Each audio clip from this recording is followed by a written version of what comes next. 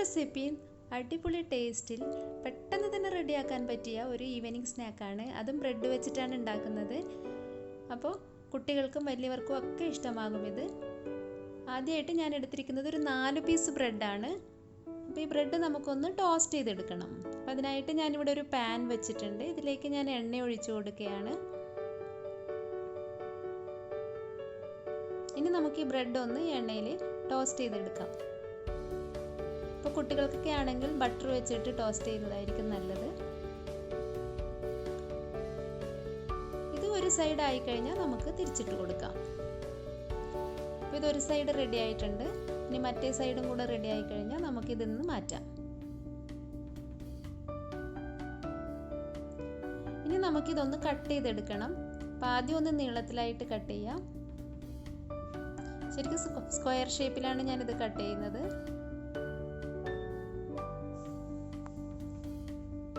അപ്പോൾ ഇതെല്ലാം ഇതുപോലെ നമുക്കൊന്ന് കട്ട് ചെയ്തെടുക്കാം.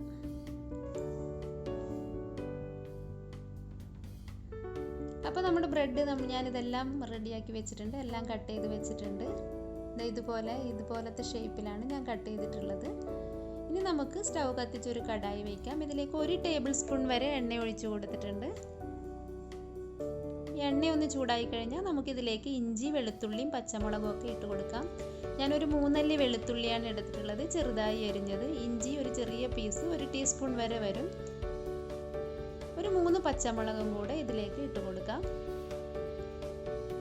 ഇതൊന്ന് വഴറ്റി കൊടുക്കുക. ഇതിലേക്ക് ഒരു ഉള്ളി കട്ട് ചെയ്തിടാം. അപ്പോൾ ഒരു ഉള്ളി ആണ് ഞാൻ എടുത്തിട്ടുള്ളത്. അത് കുറച്ച് വലിയ പീസായിട്ടാണ് തന്നെ കട്ട് ചെയ്തിട്ടുണ്ട്. ഇത് കുറേ നേരം വഴറ്റേണ്ട ആവശ്യമില്ല. ഇതിലേക്ക് കുറച്ച് ഉപ്പും കൂടെ ചേർത്തിട്ട് വഴറ്റാം. ആവശ്യത്തിന് ഉപ്പ് ചേർക്കാം. ഇനി നമുക്ക് ഇതിലേക്ക് പെപ്പറാണ് ഞാൻ ചേർത്ത് കൊടുക്കുന്നത്. കുരുമുളക് പൊടി 1 ടീസ്പൂൺ വരെ ചേർത്തിട്ടുണ്ട്. അപ്പോൾ ഞാൻ കാശ്മീരി ചില്ലി ചേർക്കുന്നുണ്ട് നല്ല കളറിനായിട്ട്. ഇനി കാശ്മീരി ചില്ലി നിങ്ങൾക്ക് ഇഷ്ടമല്ല എന്നുണ്ടെങ്കിൽ നിങ്ങൾക്ക് പെപ്പർ തന്നെ ചേർത്ത് കൊടുക്കാവുന്നതാണ്. ഇതിലേക്ക് ഇനി സോസൊക്കെ ചേർത്ത് കൊടുക്കാം. അപ്പോൾ ഞാൻ 1 ടേബിൾ സ്പൂൺ വരെ ടൊമാറ്റോ സോസ് ചേർക്കുന്നുണ്ട്. 1 ടീസ്പൂൺ ചില്ലി സോസും കൂടെ ചേർത്ത് കൊടുക്കാം. 1 ടീസ്പൂൺ സോയാ സോസും കൂടെ ചേർത്ത് കൊടുക്കാം. അപ്പോൾ ഈ സോസൊക്കെ ചേർക്കുന്നത് കാരണം ഇതിന് ഉപ്പും മധുരമൊക്കെ ഉണ്ട്. അപ്പോൾ അതുകൊണ്ട് നിങ്ങൾ ആദ്യം ഉപ്പിടുന്ന സമയത്ത് ഒന്ന് ശ്രദ്ധിക്കണം.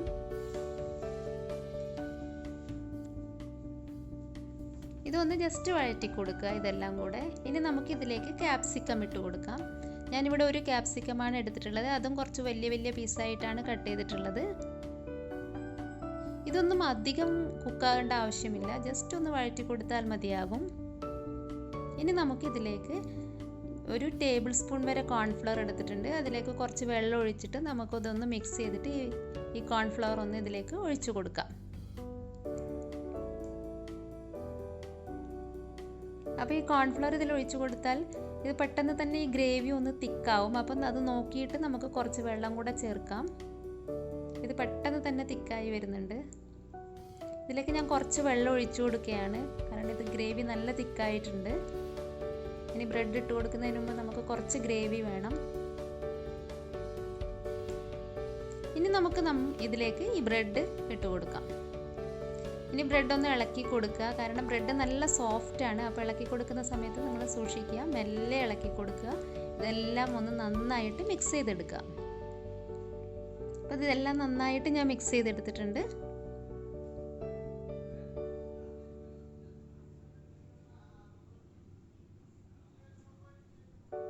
ഇതിലേക്ക് നമുക്ക് ഫൈനലായിട്ട് കുറച്ച് സ്പ്രിംഗ് ഒനിയനും മല്ലിയിലും ഒക്കെ ഇട്ട് കൊടുക്കാം.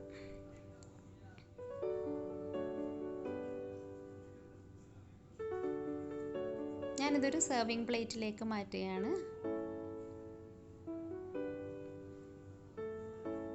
ശരിക്കും ഇത്രയേ ഉള്ളൂ ഇതിൻ്റെ പണി. നല്ല അടിപൊളി ടേസ്റ്റിൽ പെട്ടെന്ന് റെഡിയാക്കാൻ പറ്റിയ ഒരു ഈവനിങ് സ്നാക്കാണിത്.